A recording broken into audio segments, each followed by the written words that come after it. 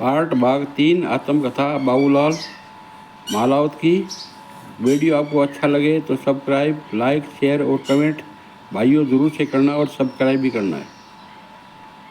मैं कलकत्ता से जब घर पर आ गया तो 2-3 महीने घर पे रहने के बाद में घर वालों ने कहा कि तुम 2-2 साल की वहाँ मुसाफरी करते हो और तुम्हारी शादी हो चुकी है,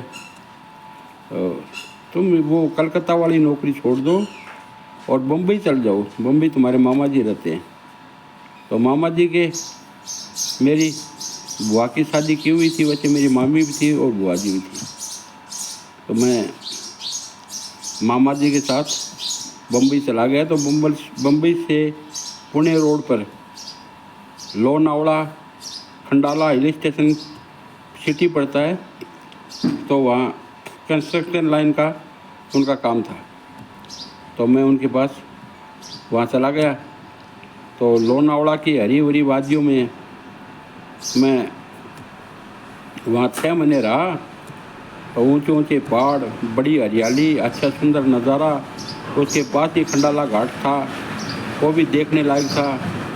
क्यों जो रेलवे लाइन वहाँ पड़ी हुई थी, तो उस पहाड़ों को काट काट के बनाई हुई थी। 6 महीने बाद में और मेरे मामा जी ने कहा तुम बच्चों को यहाँ ले आओ।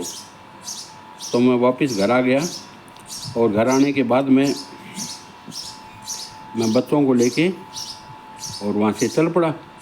तो जब मेरे एक बड़े वाला बच्चा था, लड़का, वो एक ही था, उसकी उम्र थी कोई 1.5 साल। उसको लेके मैं कलकत्ता बम्बई चला गया और बम्बई से वहाँ लोनावड़ा चला गया। लोनावड़ा से वो 20 किलोमीटर नीचे, पहाड़ी के नीचे एक गांव पड़ता खोपोली। तो वहाँ खोपोली में मेरी ड्यूटी लगा दी। वहाँ बिरला जी की JNC steel and industries pipe limited एक कंपनी थी। तो वहाँ पाइप सरिया वगैरह बनते थे।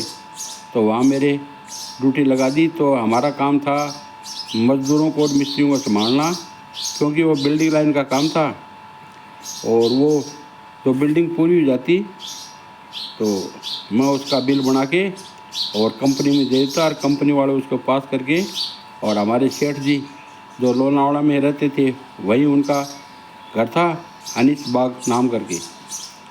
उसका एड्रेस था Anees Bagh, 12 bungalow road, village post Lonavala, district Colaba, Maharashtra. तो वहाँ उनका पेमेंट हो जाता।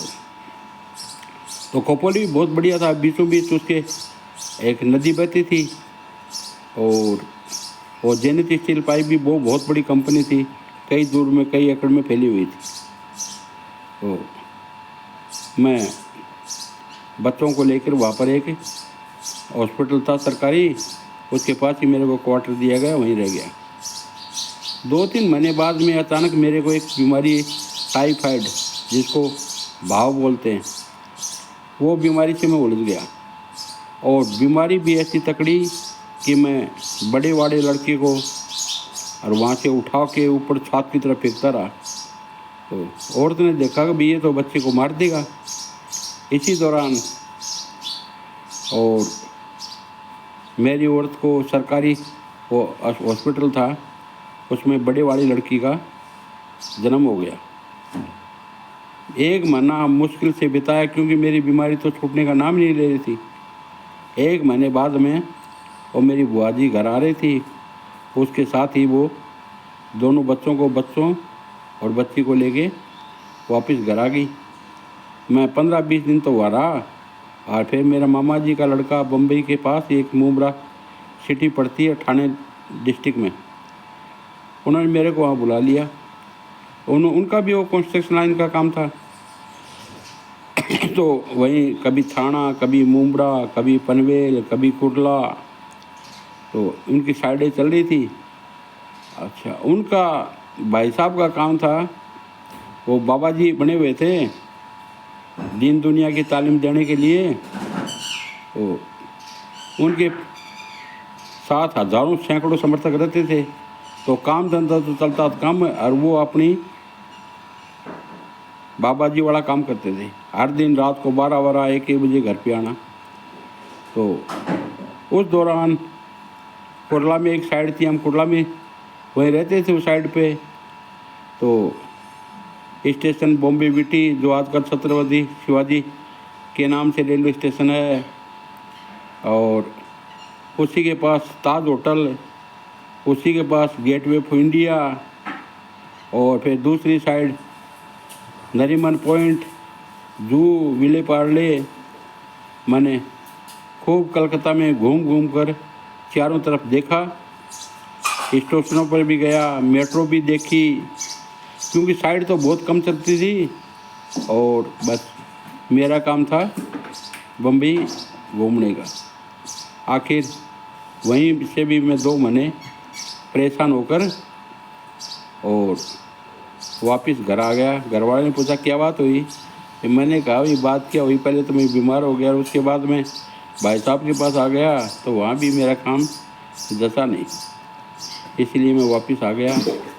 तो दोस्तों, ऐसे मेरी बम्बई की कहानी भी ख़त्म हुई। वहाँ मैं 1.5 साल करीबन रहा और वहाँ से वापस घर आ गया। अब अगला प्लान आगे के वीडियो में बताऊंगा। आप सभी से मेरा निवेदन है कि वीडियो को सब्सक्राइब, लाइक, शेयर और कमेंट ज़रूर से करें। जय हिंद।